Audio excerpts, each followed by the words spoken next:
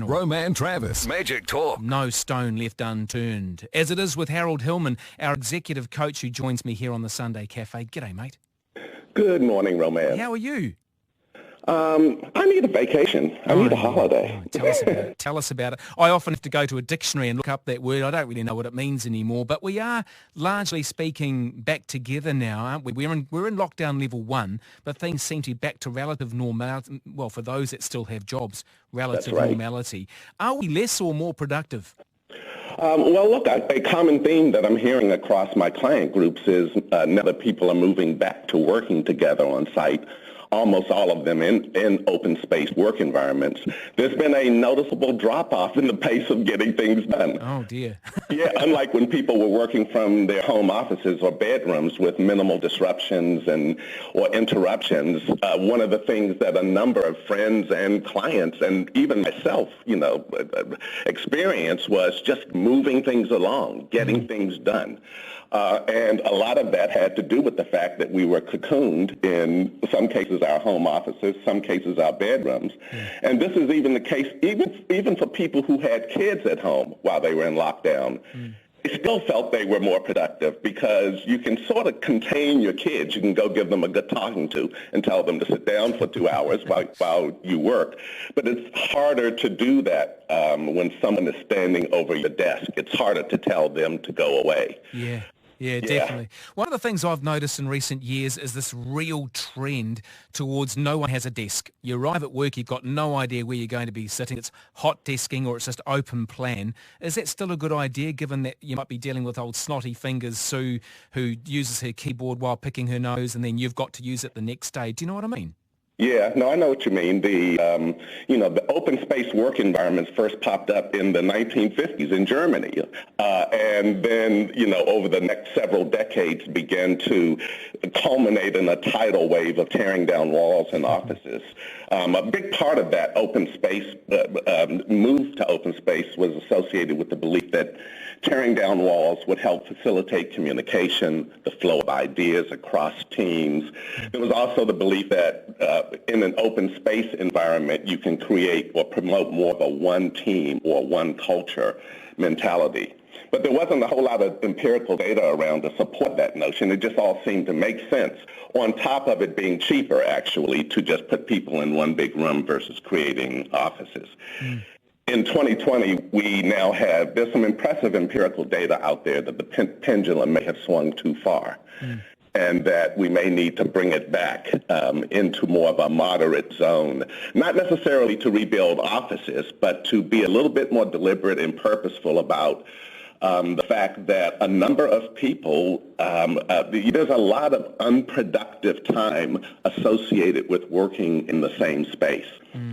Heck yeah. We all see that. We can all point to examples of that. But whether you're working virtually or on-site with your colleagues, what are the 3 major culprits that can lead to a perfect storm in your efforts to have a really productive day?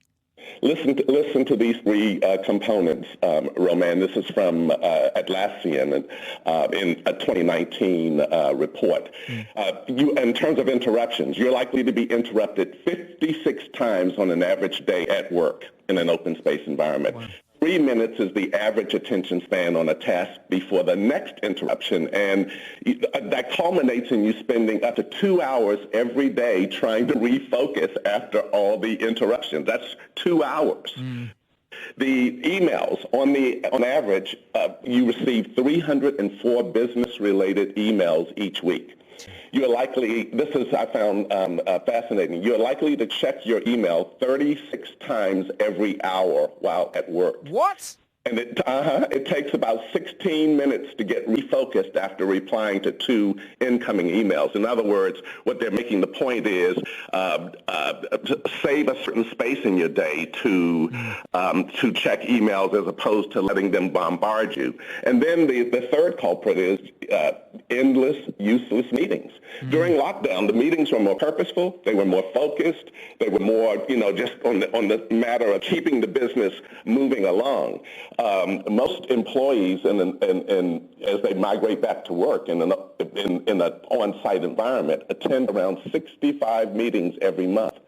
half of which are considered time wasted. Yeah, look, Harold, when you look at people who have real important jobs like you, like Jacinda Ardern, and all you see is meeting after meeting after meeting, then a flat white, then meeting after meeting, how do you politely say no without seeing not to be a team player and all that kind of rubbish? Yeah, no, this has come up in a couple of organizations in that sense of you really do around, particularly promoting health and wellness in an organization. It is unhealthy for a person to go from meeting to meeting to meeting to meeting to meeting, eat a sandwich for 10 minutes at their desk, and then back to meetings, across the course of the day. I think many people experience that as a burnout factor in lockdown right around week 5 or 6 or so. So there's I think it's important as companies move back into people working on site together, sit down and talk about what worked and why were we more productive and why were we quicker and more expedient and more efficient in lockdown, and how can we transfer some of those learnings over to now that we're back on site together, how can we keep that going? People use email inappropriately. They use it to bully you. They CC every man and his dog in the hope that you'll just do as you're told because they've dragged every other person in the office into the email. They wouldn't do the stuff they do in email in person, would they?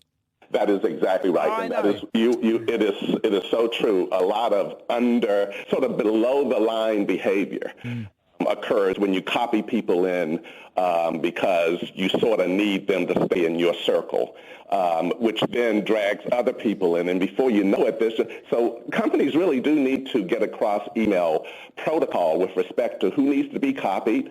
Do we fight over email wars, or do we agree that if we've got an issue that's going to absorb a lot of people's time just with emails back and forth, why don't we sit in a room for 15 minutes and just try to iron this out? Yeah, exactly. Harold, you make a lot of sense, and I know people in my real life outside of here who actually do have you involved with their businesses, and they do speak very highly of you. For someone who wants to get you involved as an executive coach, how do they find you? Well, I appreciate that, Roman. I am on LinkedIn as Harold Hillman, and then my website is www.sigmoidcurve.com. Yeah, nice one. Harold Hillman with us here every Sunday on the Sunday Cafe, always making a lot of sense.